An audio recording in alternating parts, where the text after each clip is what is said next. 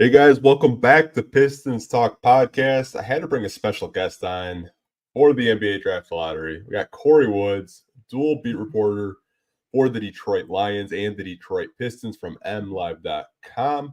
Kory, thank you for making this possible. I know it was really last minute. I was just like, I gotta get Kory on because this is wild, man. Yeah, I'm trying not to be all tongue tied and whatnot, but I'm just gonna go out and say it. The last thing I thought that me and you would have a conversation on was the Pistons picking where they're picking again. If you want to say one, if you want to even say, let's just say 2, 3, or 4. Okay, yeah, we'll talk about some possibilities there. But the fact that this is their third straight year picking at number 5 after having the worst record in back-to-back seasons. You, I don't. How in the world did they drop to the lowest spot possible in back-to-back years? It's insane. Yeah, I don't know, man. Like, here's my thing, because some people think that I thought the Pistons should win the lottery the past 3 years. I wasn't really like advocating for that. Like, if they would have got 4, I think it would be a completely different conversation. Even 3, um, completely different conversation. But the fact that they got shafted, the past 3 years, it's wild, man. Like, I feel bad, but in the same breath, you have to look at the NBA, and everyone says, there's scripts out there. Well, they were not going to reward the Pistons losing 28 straight games and rewarding them the lottery. That just was not going to happen. Now, I did not have the Atlanta Hawks winning the lottery on my bingo book, but I mean, Oh no, I mean, if you want to get into conspiracy theories, Trae Young's I possibly now out now of there. I will say this. I'm not going to go into the conspiracy theories, but when they were doing, their whole storytelling about the draft, not the draft lottery leading into it, I guess you could say the opening moments of it, and they were talking about how the Hawks didn't win before and the 3% chance they had. And I said, I think something's funny is about to happen. But I just said, nah, no way. And my cynicism happened. I mean, again, my cynicism happened with the Hawks getting the number 1 pick just in that moment. I'm not going to sit up here and lie to y'all and say I had them going in there. Just when they mentioned it, I'm like, are they trying to telegraph something to us? It was just like a little jokey thought, but I did not have the Pistons picking at 5 again. That is a shocker to me because they had a 52% chance to land a top 4 pick. Yeah, it was wild. But what was kind of fishy, though, to your point, is before they started the lottery, before Mark Tatum walked to the stage, they zoomed in on the Hawks representative that was there more than once. I was like, okay, what's going on? You hear rumors that Trae Young isn't happy. They want out. There's rumors that he wants to go play in San Antonio with Victor Wembanyama, and the Spurs got 2 lottery picks. So can I connect the dots a little bit there? I mean, it's kind of similar to what happened with Zion Williamson and Anthony Davis. Pelicans shoot up the draft board, they draft Zion. Same thing could have, happened with, they get Alex Sarr and Trae Young gets to go to San Antonio with Wemby. You never know. Well, it's a very sucky situation for the Pistons, I believe. Mm-hmm. And let me just get this out the way. I'm not going to sit up here and rag these guys that are in drafts. I mean, everybody knows that there are some. This is a draft class that is not being talked about with the same reverence as previous draft classes over the past couple of years. I think we all know that. I think we know that if the Pistons did not get one of the top 3 picks, should they decided to keep the pick, it was going to be it wasn't going to be well received around here. But at the end of the day, you can't keep banking on the draft lottery. At Mm-hmm. some point, as an organization, you're going to have to make better trades. You're going to have to sign better free agents. The tank method, you haven't been rewarded. You've been rewarded once. That's Cade Cunningham. And as great as Cade Cunningham, I can take that back. As great as we think Cade Cunningham can become, that's still, I don't want to say a work in progress, but we still need to see more. It's really his second year this year, even though it's technically his third. It's really his second, but you've only been rewarded once. This method of what they've been trying to do to build through the draft has not worked. So you're gonna have to try something different. You're gonna have to, again, make better trades. Stop taking so many different projects from other teams that did not work. I mean, um this is not a charity case. This is a basketball organization. And over the past 4 years, under Troy Weaver, 74 244. Yeah, that's his record as a GM. Pretty sure it's a worse record There than are games Sam in Hinkie. there are 82 games in the season, and you don't have 82 wins over 4 years. You can't blame it on not getting the right draft picks. At some point, even if where you pick at, I think Cade Cunningham, no brainer. Everywhere else, you have to draft better. I still think they did good in drafting Jalen Duren. Verdict is out on Jaden Ivey. I think he's a guy that they possibly could move on from. Asar Thompson, I think that's also verdict is out on that guy. I think that's a guy that you would love to keep because where his ceiling could go. But if the right move comes along, you could trade him. Again, me and you talked about this before. I think the only two guys on this team that, if you want to say untradeable, Jalen Duren and Cade Cunningham in reverse order, of course. But yeah, you got to try something new because this way has not been working. So I'm curious to see what's going to happen with them with this pick. I mean, if they keep it, who do they go after? If they, I mean, I'm honestly under the mindset of, if you can flip it to get a superstar, get somebody that'll bring immediate help, you got to pull that trigger. Even if it involves maybe packaging some other stuff, along with it. I think they might need to move on from this pick. I'm just going to go ahead and put it out there. Yeah, it's a question I was going to ask you. I mean, should they look to trade the pick? I mean, I know this draft is considered probably weaker. They even said that at the top of the broadcast on ABC that it's like this is probably the weakest draft class since like 2013 when Anthony Bennett was the first overall pick. I don't really know. Who knows what you can get for that pick because of it? Yeah, exactly. Like, I don't really think that, like, some people, I saw some like crazy stuff. Like, the fifth pick isn't getting you Devin Booker. No, the fifth pick, I don't know what it's going to. The first pick might not have gotten you Devin Booker. Yeah, exactly. I think Sam Vecini from The Athletic said the first pick in this draft would be valued as the fifth pick in last year's draft. And like, he's a draft expert. He does this for a living. Like, that just kind of tells you like how watered down this draft actually is. I think it's more role players than superstars. That's just my opinion from, just watching these kids. But I think they'll move it personally. I just don't know who they're going to move it to. Maybe, you attach a Jaden Ivey in a 5, see what it gets you. I think it's a real possibility. But I think all the names that Pistons fans talk about, like Lauri Markkanen, Brandon Ingram, Devin Booker, I don't know if 5 is enough to get you those guys unless you're attaching multiple picks and multiple players. Oh, and best believe that is what it's going to have to take. They're going to have to attach multiple picks. They're going to have to attach multiple players. Look, I am not one of those guys who tries to rag on somebody doing their job and it's not working initially. Prime example of that is Brad Holmes. Roll with me for a second, because remember when the Lions first started in Brad Holmes' first year, they went 3-13-1. But at least you think is you saw a vision there. You saw a vision. You saw, okay, he has a plan. It was a rocky first year. Let's see what happens the next year.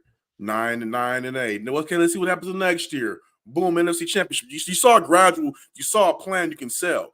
The Pistons fan base has not been sold a plan that is tangible. So I think right now is just like, you have to blow this up and get what you can from it and really start from scratch. It sucks to say it, but you're going to have to sell something to Cade Cunningham if you plan to build around this guy, because if you don't plan to build around Cade Cunningham, you might have to move him. Look, Pistons Yeah. fans don't want to hear that, but it's just reality. If you're not going to effectively build around Cade Cunningham and give him the pieces that he needs to be successful, move this guy, see what you can get from him, and package him along with that pick or something. That's the. But if you're gonna be serious about building around Cade Cunningham, you're gonna have to abandon whatever plan you've been doing over the past couple of years because it ain't working. Yeah, they haven't actually built the team. It's just this is the plan, and it hasn't even like been discussed. But this is just the plan. If you have common sense, it's construct a team where you're getting a top 5 lottery pick. That has been the plan. They've tried to get multiple first round picks, top 3 picks, whatever you want to say. They've gotten 1 first round pick and 3 fifth round pick or 3 not fifth round picks, but you get what I'm saying. 3 number 5 overall picks. You traded up for Duran. You've done stuff like that, but again, man, it's just like until you build a team, until you show me like you actually go out and make a splash in free agency, like don't sign a guy that's coming off a serious calf injury. Like the Joe Harris stuff was mind-boggling. Go out and actually get some role players like PJ. I know PJ Washington for the Dallas Mavericks right now. That was a really good addition for them. That was a player that was a sneaky move. Yeah, and he was available. The Pistons could have got him this summer, and they passed on it. It's just like you have to make moves to make this roster better and get players that help your franchise player. Don't make his life more difficult. And when I say go out there and make moves to put pieces around Cade Cunningham, I'm also not saying putting a Tobias Harris who's going to be on the wrong side of 30 around him as well. Look, I believe you have the right idea, and I'm going to give you all the credit for this. I believe you have the right idea. The last time we talked, go out there and sign some B plus B minus guys on short term deals, and get a Malik Monk in here. Let's talk about a Malik Beasley. Get some guys in here that'll be some good vets that are still young that you can put around K, put around JD, and that are some gym rats, and go out there and be able to push the pace. Some guys that can add some spacing to this team that they desperately needed. I still think they need to keep Fontecchio and Sasser. Those are 2 guys I think they need to keep for their rotation. So I mean, if you got to trade them, you got to trade them. But I mean, you need bench pieces, and those are 2 guys I think they need to try to hang on to. Those, if you want to call some bench guys some untouchables, those would be my 2. But other than that, you have to figure something. You have to figure something out. You're gonna have to figure out how to get. If you can't get a superstar by trade, because basically you're a lot of your talent is devalued when you go 14-68. You're going at least try to get a star. If you don't get an all-star, try to at least get a star. Somebody that you can at least sell. Like, okay, you get Cade next to this guy. Maybe they can go ahead and do something. Again, we talked about the Brandon Ingram thing. We can, but there's other guys, like you said, Lauri Markkanen.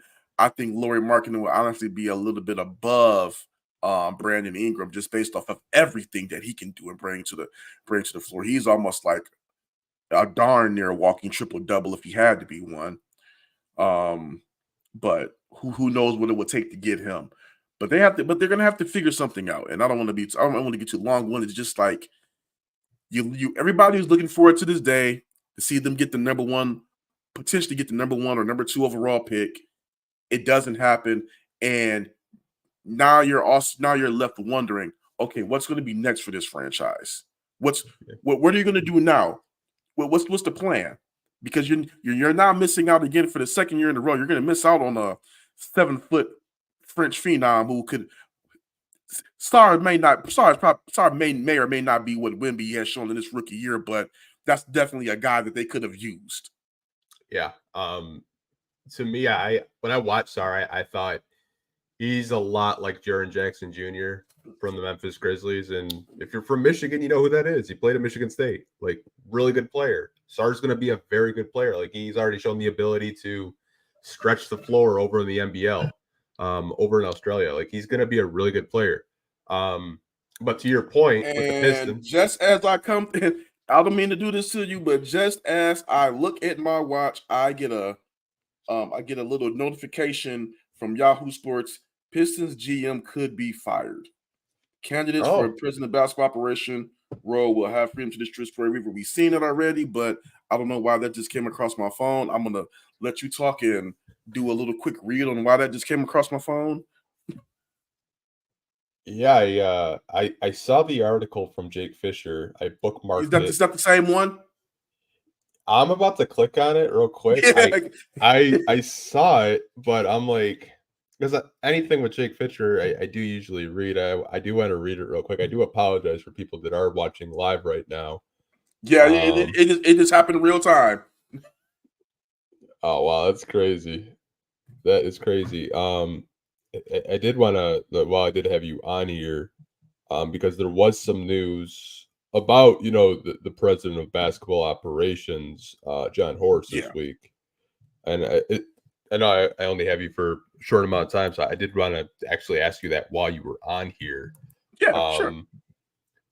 Obviously, like I felt like the Pistons put like a lot of their eggs in one basket for him. There's familiarity there with him. He worked in the front office. He's from Detroit. What's your takeaway with the Bucks basically denying him permission to, interview for the president of a basketball operations job? To me, first off, you got to remember the rumors we were hearing is that this guy was on his way out, for whatever reason, and then that he was going to be available. So the fact that the Bucks are blocking it means like, hey, they probably have no intentions of actually getting rid of the guy. Maybe it was all just maybe some smoke and mirrors. Maybe they're seeing that. I mean, what has Horst done to be fired? If you're being honest. I don't know how deep you got into like kind of like the Milwaukee Bucks stuff, because obviously like you cover the Pistons. You hear I stuff. did hear some rumblings about with the Giannis and the front office and all that jazz. Yeah, like I know this is completely off topic, but Horst didn't want Doc Rivers. He didn't want Adrian Griffin. He wanted Nick Nurse, and if things went south, he wanted Kenny Atkinson. And ownership has changed over there. They wanted Adrian Griffin. Giannis wanted Adrian Griffin, and they wanted Doc Rivers as a replacement just in case things did go south. Yeah. Well, they probably should have kept Adrian Griffin because they went 17-20 the rest of the way. And Doc Rivers, to me, no disrespect, but I think he's one of the most overrated coaches in the NBA. He continues to get jobs, and I don't understand why. I mean, you gotta realize this. Doc Rivers was on his way out of Boston before that KG trade. That Boston Big Three saved Doc Rivers' career because Doc got fired. People forget this. Doc Rivers was the coach of the Orlando Magic and got canned. He was on his way to being canned with the Boston Celtics. They were not that great. I mean, it was just a perfect storm that happened for him. He happened to get KG and Ray Allen when they were still, I would say, not at the tail end of their primes, but towards the end. I'll say Ray Allen was more closer towards the end than KG because KG was still top. He think he won DPOY that year.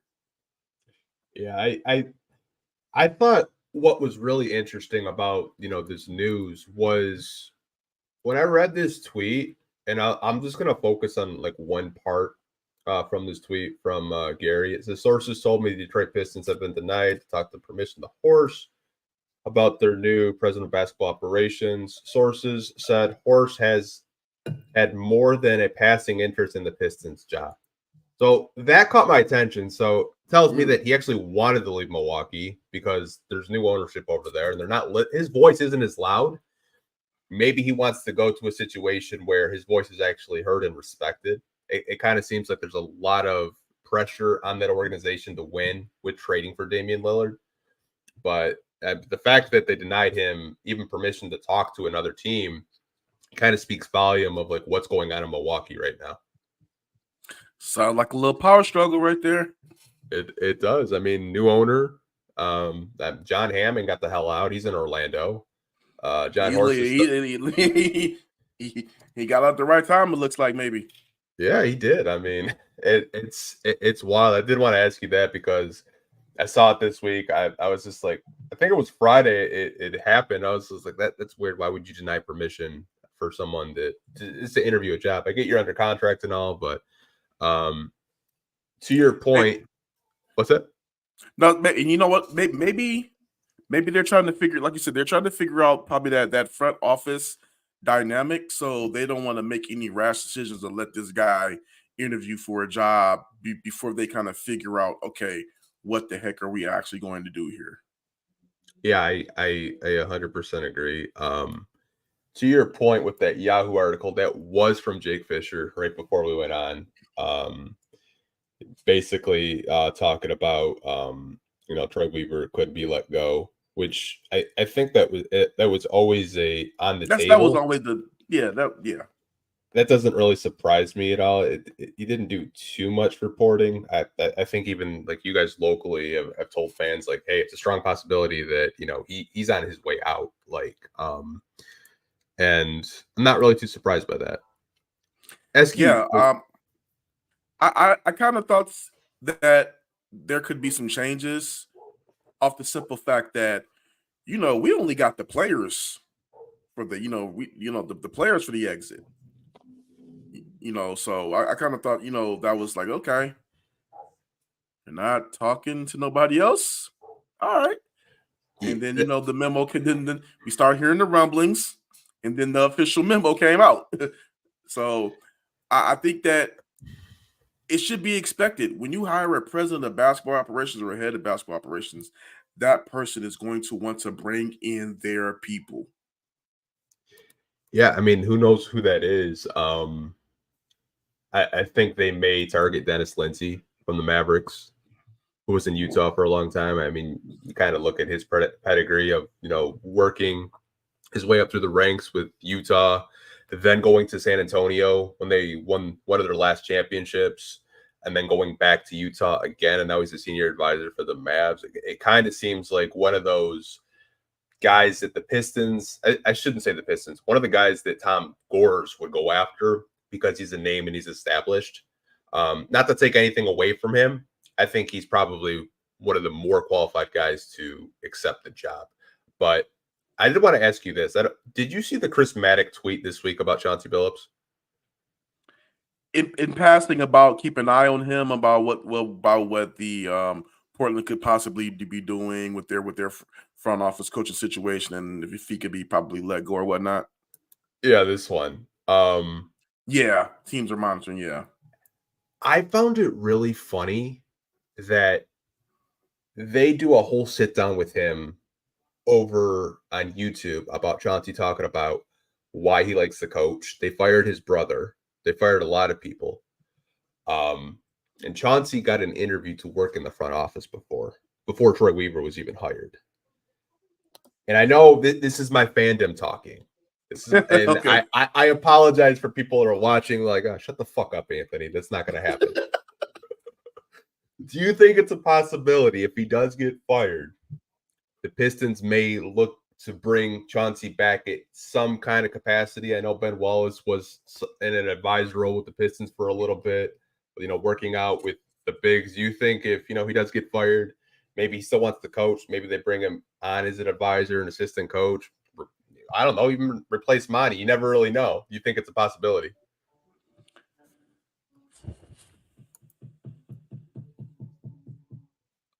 All right, I'm going to be 100% honest about this. Okay.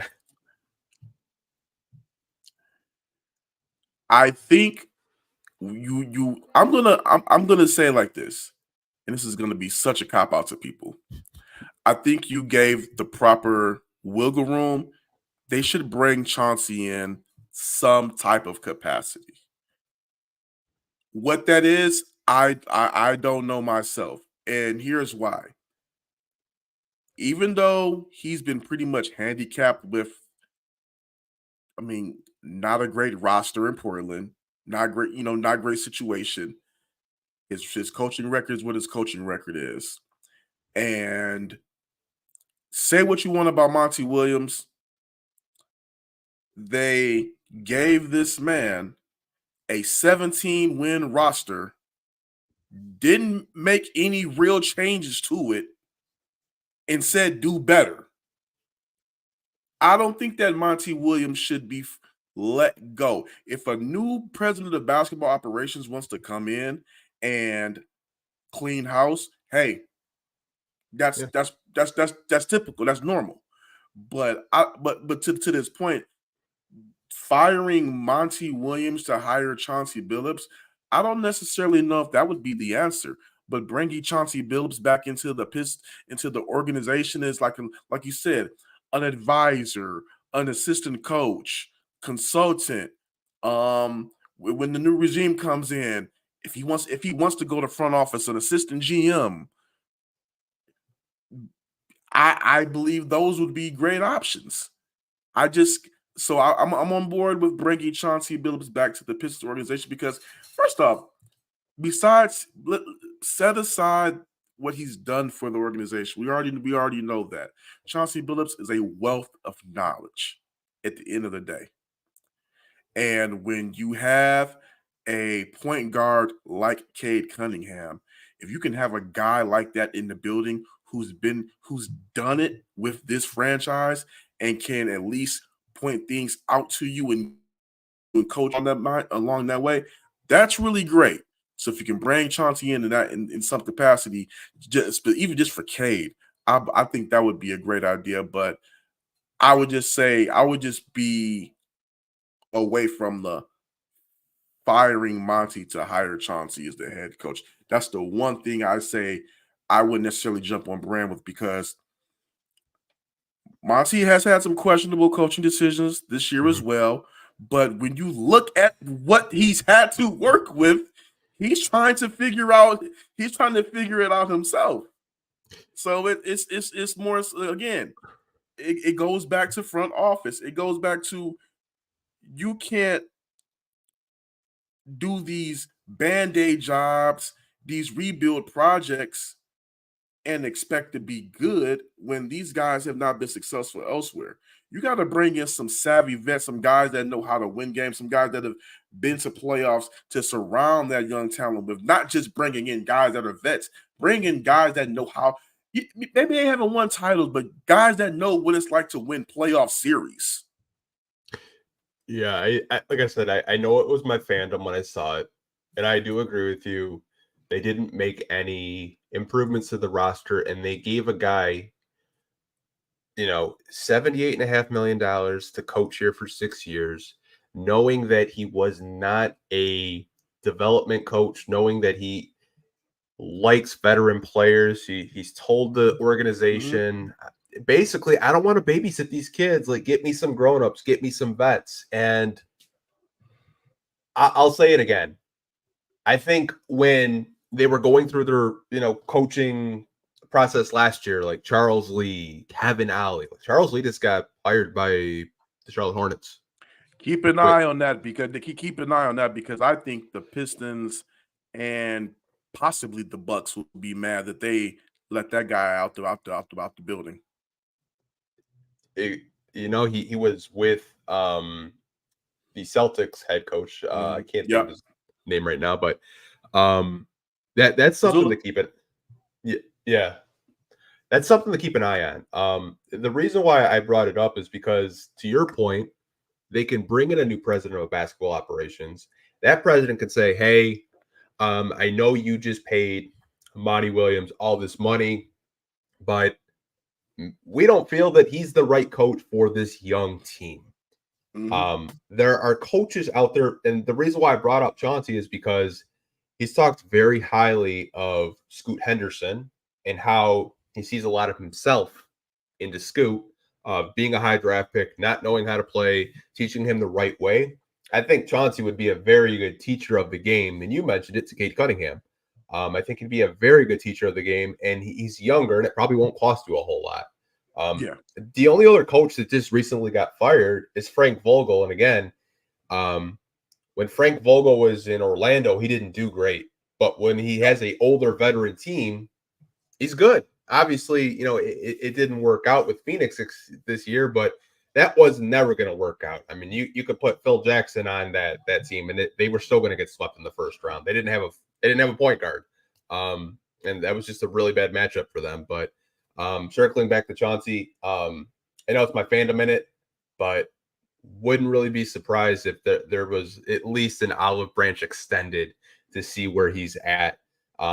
If he wants to coach, if he wants to possibly be an assistant GM, maybe even, bring him in the front office to learn under, whoever this next president of basketball operations is going to be.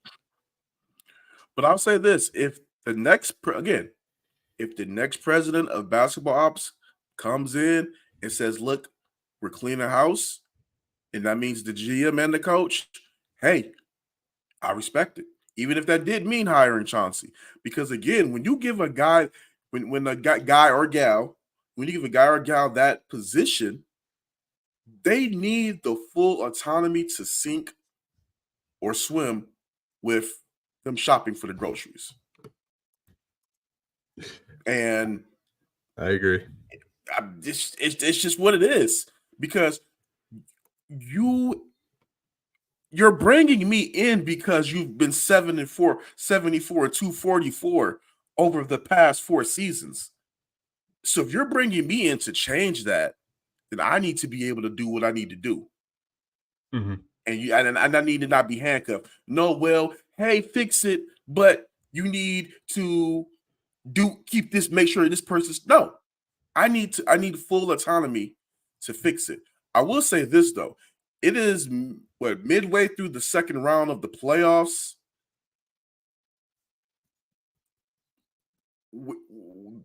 We gotta start hearing about a name coming up of we've interviewed this person. You keep waiting too long, and let's say this GM this president of ops wants to clean house. You better make sure you get him or her in here quick enough so that they can go ahead and make what they want to do. The reason, and then also too, I definitely got to keep saying him or her because I had this idea, this passing thought. You also have to consider somebody like Swin Cash in all these roles. Not saying she's a candidate, but just saying with respect to her position with the New Orleans Pelicans, you just can't just snub your nose and just say it's automatically a guy. You got to consider somebody like her at some point in one of these openings. Not saying this one, just at some point. So, yeah. I mean, you never know. To your point, I agree. I mean, look how fast Phoenix fired Vogel, and Budenholzer was hired with, I don't even think the ink dried. It was like 48 hours. Budenholzer was the new coach of the Phoenix Suns. I have one more question. It's not so much a question, but I don't know if you have time to watch JJ Redick's podcast. No, probably not. So I know both of us are, I know you're a beat reporter now, but I know you were a fan of this team before, you were a beat reporter.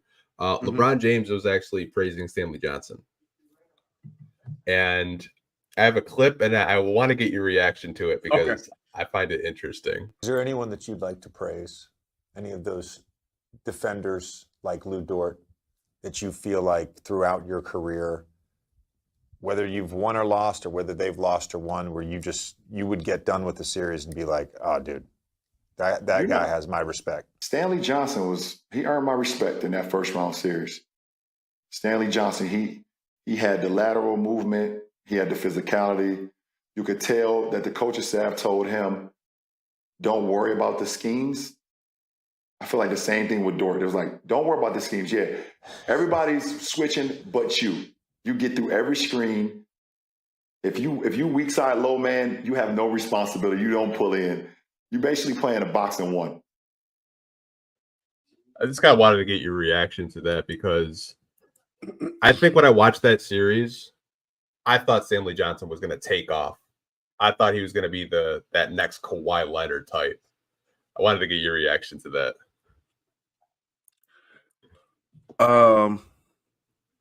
LeBron's such a nice guy. No, just real talk. That's one of the all due respect, that's one of the greatest players of all time. So, while I may think otherwise, this guy is actually out there playing the game. He's out there able to see and analyze things on the floor from a way that I'm taking my time this summer to at least learn a 16th of what he may know about the game of basketball. So when LeBron James, and he's like, I would say he's like some of the greats in this respect.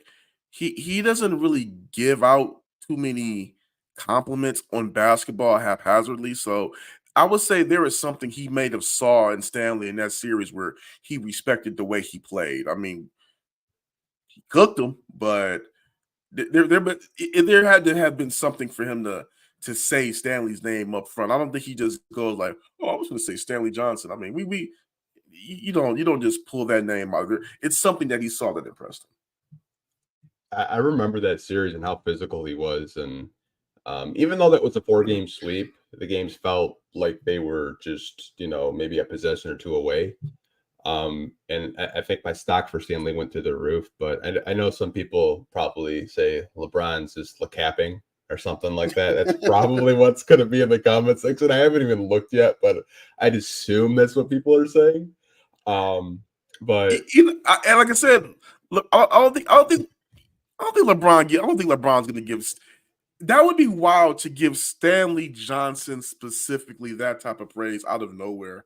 It had to have been something. Now, could he be stretching it a little bit?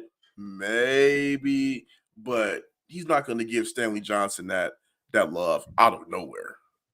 Maybe he's trying to get him back in the league because he's currently in the G League with the Stockton Kings. He's out of the league right now. Maybe he's trying to get Stanley a job. Maybe he wants Stanley back on the Lakers. Who knows? Hey. You never really know, but I do appreciate you making the time. I know this was extremely last minute. I usually text you with at least a week in advance, but this was one of those situations where it's like, hey, can we talk? Because again, the Pistons fell down to the maximum allowed slot. And again, I have no vested interest other than just trying to do my job the best way I can and keep up with all this stuff. But the fact that they fell fifth again to me was just wild, because I'm like, okay, where do you really go from here? Yeah, weird. It's one of those. It's going to be interesting, and also too, with the fact that you don't have a head of basketball operations in place, and you don't know whether the GM or the coach are going to be here. It's like, this was probably the worst possible news that could happen to them in the time where they're still trying to get this hire done. That's my overarching thought. I don't understand it, man. I mean, you can date back to when Van Gundy got fired. It took them 2 months to get off their ass and do something. Does Tom Gores know that the Pistons fell to 5?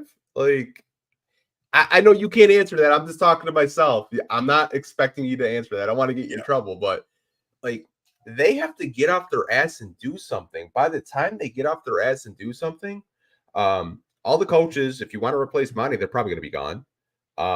All the executives that maybe got fired might get hired by the time you even interview them. You got to take action. It should not take you this long. I know some people saying you could have gotten a Charles Lee. If you were to decide to make a coaching change, sorry, it's just like it's me. For me, again, Anthony, it's part fandom, part reporting. For me, it's right now it's reporting, and also a bit of confusion because I'm trying to figure. People ask me questions like, "What are your thoughts? What do you think the team is doing? And to say you don't know, you have no idea, trying to say you can't even make sense of what's going on makes it feel like sometimes I'm asleep at the job. But it's like when you see some moves or lack of moves not happening based off of a timeline that it should be happening, I don't know what to tell you. Like, I thought they should have a president of basketball ops by now.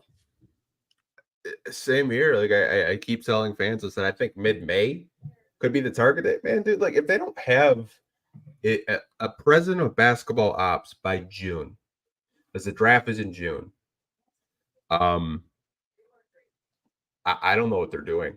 I just don't. It's not a serious organization. Serious organizations don't take this long to make changes. I don't know what the conversations are. I don't know anything. If I did know anything, I'd probably come up here and say it. But like you, I'm left in the dark, man. To your point, there was no interviews for Troy and Monty, just players, and that's very rare because other they're NBA team they're had usually them. back because from what I'm only going to go off of my experience of it. They were back to back. Yeah, we had the locker room cleanouts, and then we had the conversation with Troy when it was Weavers last year, and we spoke to we spoke to them and on the exit, but for them to pause everything and it's been this long, it's like, okay, we know you guys are trying to make a change, but I think even waiting until the Western Conference, are they waiting to see if somebody's going to get fired over these next couple of weeks? I'm just trying to make sense of it because you're about to be in the middle of May and you don't have a head of basketball ops. And it's the reason I am stressing it so much is because you guys said that you're hiring a head of basketball ops to decide the future of your GM and your coach. So because you've placed this important, if you weren't making that hire, we wouldn't need to really know whether Troy is staying, believing right now, because we will kind of be in the dark of just guessing, like, is Troy going to keep his job? Is Monty going to keep a job? One of those things we're kind of guessing. But by you making a statement and releasing it and saying that we're doing this search to hire a person that's going to decide the fate of this team's future, and it's middle of May and this hire has not been made yet.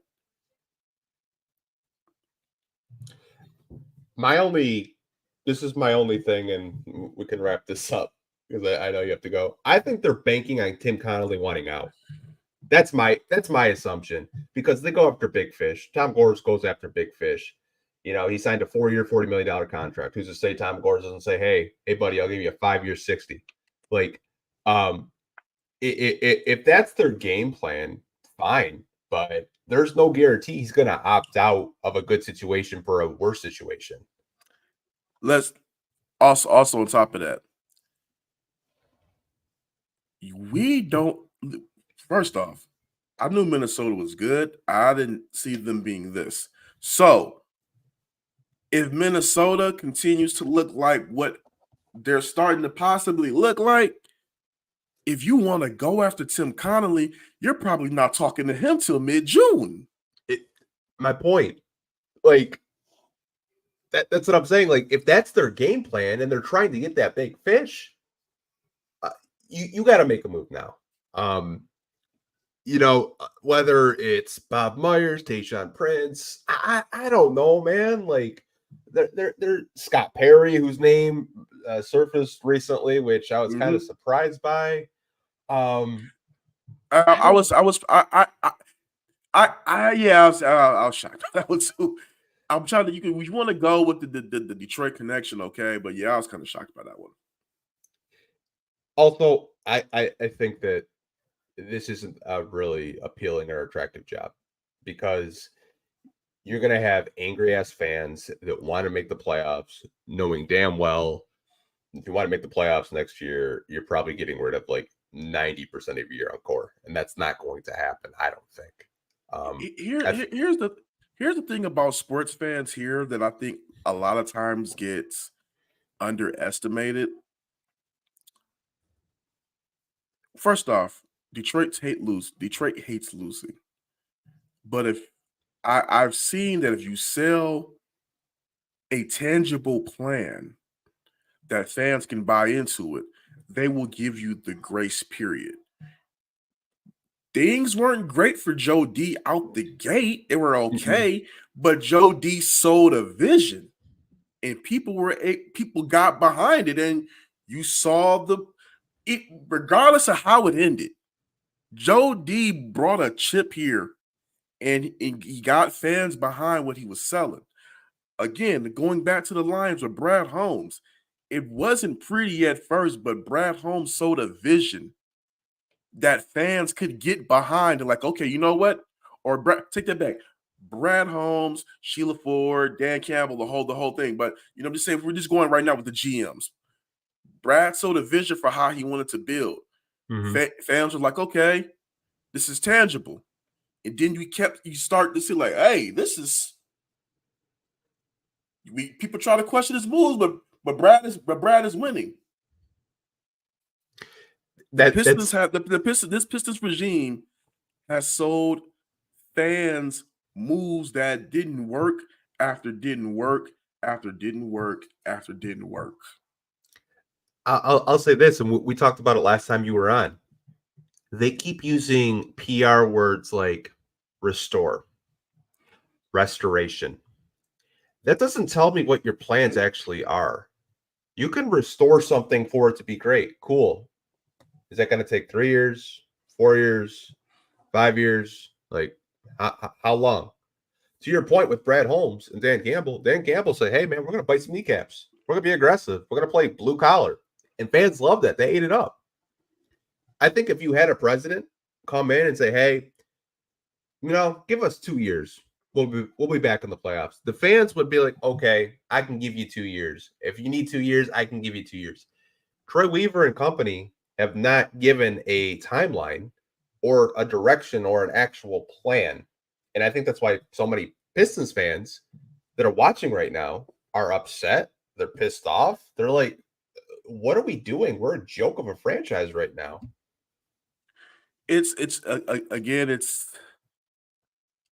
I'm not going to go. I can't go as far as you go. I'll just say you could be putting me in hard spots to respond some stuff, man. Love you though, but no, it's just they're going to have to nail this. This summer is really, and I'm not even trying to be one of those guys that reaches and just says something for clicks. This is really one of the most important summers of this franchise's history in quite some time. Yeah, I agree. Because I think that with just the way that you see people talk about this team, that the respect they have for this team, this hire has to be done correctly. These next steps of selling the vision of this franchise has to be done correctly, because you do not want to lose a fan base that desperately wants to see this team win. And what you're going to have to do that is by start making the smart, tangible moves. Because again, what you've tried over the past 4 years has netted you 74 and 244. I agree. Like I said, I wasn't trying to get you in trouble. I was just ranting. I know. And I know you can't answer that. I understand it. I don't want you getting in trouble. That's just me as a Piston fan saying, hey, like, give me, hey, it's going to take 5 years. I can wait 5 years. That's not a big deal. But to your point, again, something has to change. I think this is the most pivotal offseason that the Pistons are going to have. With them falling to 5, the only benefit of that is they got $4.5 million more in cap space. Now they have, instead of $60 million, now it's $64.5 million in cap space. So I guess there's a silver lining there. But I do want to give you the floor to plug yourself, plug what you work on over at MLive. Again, hey, dude, I was actually surprised you didn't do your question segment, because I got a little bit of flex room. Oh, if you want to do a Q&A, and because I know you had a mailbag, you want to take some of these questions for your Q&A mailbag, man. I'll just tell you that, guys, right now. Also want to, that's what I can plug too. I have an emergency mailbag right now. I'm going to try something a little bit different with this one. So at me on Twitter, X, whatever it's called right now, KORYE WOODS. Again, KORYEWOODS. Why am I tongue twisting my own name? And at me with a question, and then at me with a reaction to the number 5 pick for today, because I'm going to put together like a mailbag. I'm going to take some questions and put them in one part, and then the other part I'm going to do like a fan reaction. So if you can hit that for me, but that's the only thing I got to plug. But I mean, any questions you guys have for me right now, I mean, I can probably rock out to about 9. Okay. Well, I did put your Twitter in there for people to just your Twitter link so they can go straight to it. Let's see if we do have any Q&A questions. I know this was completely last minute. Like I said, I didn't know how much time you had, so usually I just said, you know what? Since it's 8:53, I was like, man, let me just go ahead and hit the 9 o'clock hour. I'm trying to see if there are any comments. Guys, have any questions you want to ask Kory? Floor is yours right now. And I almost lost my whole mic stand. I just hit my head on it, but that would have been loud and entertaining. And I'm sure someone probably would have clipped that. Got 666 of you guys. Holy crap. Someone leave or come in the chat. I don't like that. 667. Appreciate you guys. This comes from, hold on, Chris. What move Troy Weaver did doom him? Awesome. Okay, no, that wasn't a question. I think this was a question. Hold on. There we go. We can get a cop of that. How many core players get your? So I'm assuming the core 4. We're talking about the core 4 of like a Ivy. Yeah. I would say at least 2. Okay. I could really see, honestly. Again, I don't want to sound like a broken record. To me, Cade Cunningham and Jalen Duren are 2 players you need to keep to build around. Having said that, shout out to Adam, because Adam, I hate you, your guts for life, because he's having said that all the time now. But Jaden Ivey, Isaiah Stewart, and Asar Thompson, I could see those as guys possibly being moved if you're getting a bona fide superstar. But I don't know if that's realistic, if they're really going to get one. I know it's kind of waffling, but if we have to talk about guys getting traded from that core, I would probably say Jaden Ivey, Isaiah Stewart, and Asar Thompson to a lesser degree. I don't think they want to get rid of Asar. I think that's a guy you'll probably want to keep. But if he has to get moved, then you're getting somebody that's surefire. You believe is going to change nature. I can see them getting rid of some of that core because again, you've lost with a lot of those guys. Yeah, I do agree with you there. I would probably say if I did have the bet, how many players do get moved out of the core 4? I'm going to say 3.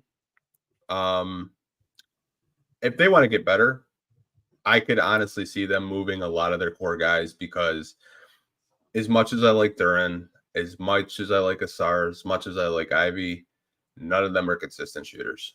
Ivy has his flashes where he's red hot, but you see when he's not shooting and he's not hitting shots, it's very glaring. Duren is not known as a face-up center, but he's got loads of potential if he locks in, and we've seen flashes of two-way potential. But this year on defense wasn't good. I like Asar. I just don't know if the Pistons are patient enough to see if he can develop a jump shot. And it's a real possibility. I could be crazy, but 2 to 3, I think they could move if they're really serious about winning and getting this team back on a right track. But I don't want to talk too much because there are some more questions in here. Okay. This one comes from Red Baron. What's the most likely scenario that you could see us happening with Brandon Ingram?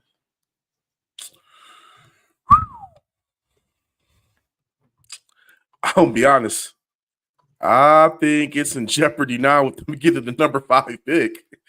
I was my Brandon Ingram talk was just off the mindset of they were going to be somewhere in the top 4, top 3.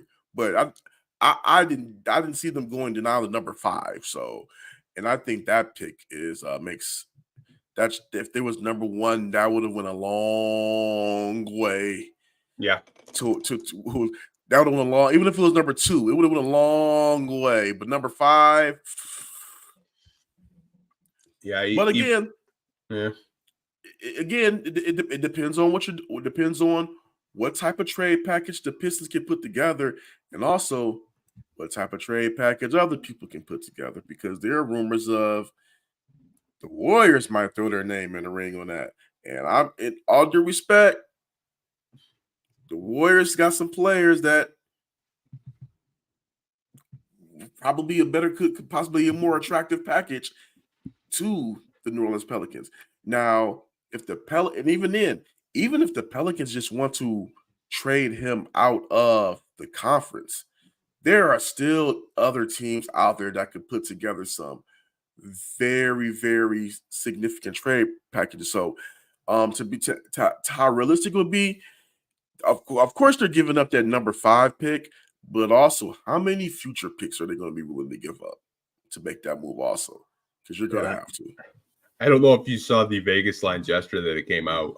The top 5 odds or top 10 odds. Pistons were 10th at plus 2,500. Number 1 was the Orlando Magic at plus 300. To get Brandon? Yeah. Which makes no sense to me. Even though he is a scorer, I'd much rather have Jonathan Isaac on that team than Brandon Ingram. No slated Ingram. I just think Isaac's a better defender. Okay.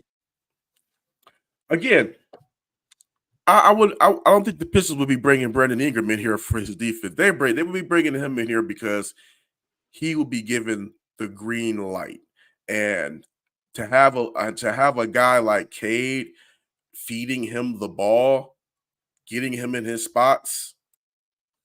I just think that would have that I think that's gonna have that should be their target because he's also still young.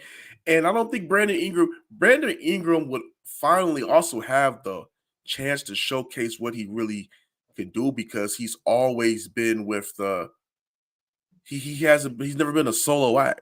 And even he wouldn't be a solo act with Cade, but he would have a guy that is Cade's greatness.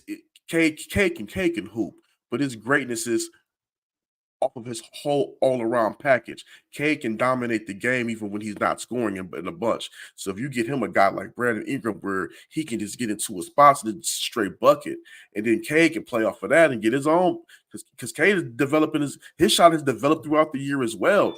I'm sorry, I just see the potential in how they could play together because Cade desperately needs that spacing, in my opinion, to really showcase everything that he can do as a facilitator and as just an overall player himself. And the Pistons don't have it.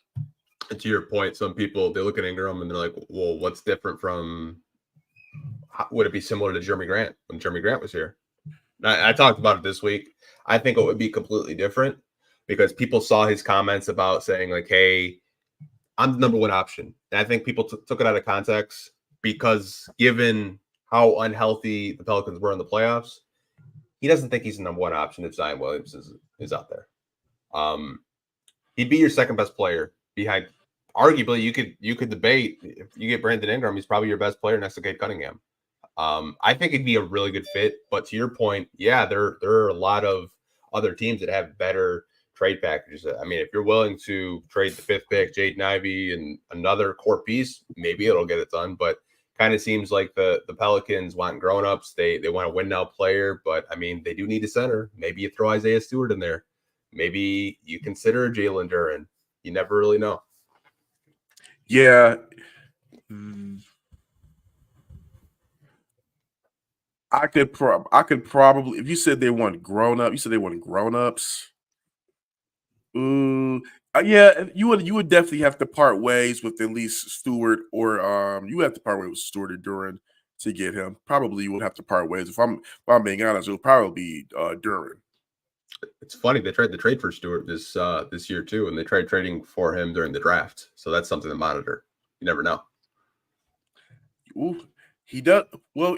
I would say this: at Duran's arc, you would probably have to end up paying him somewhere close to the max right now. If my numbers are correct, as the money keeps rising, I believe Isaiah Stewart's deal is going to be more like mid-level exception. Yeah.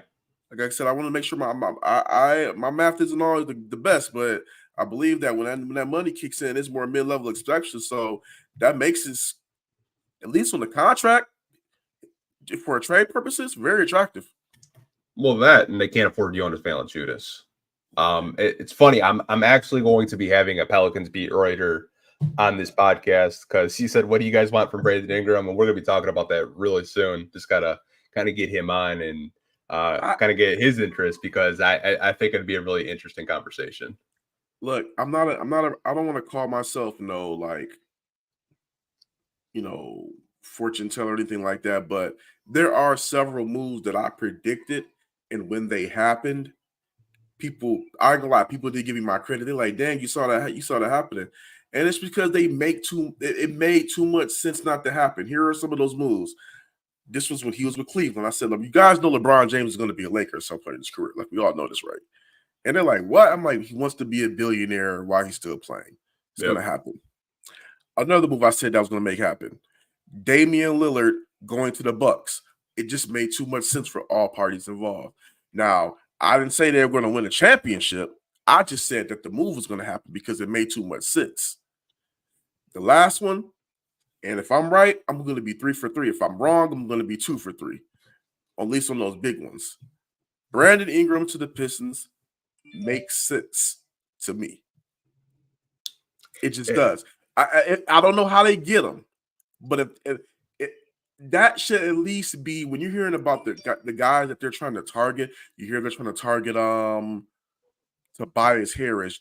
There should be reports of, we hear the Pistons are targeting Brandon Ingram because he solves a lot of problems.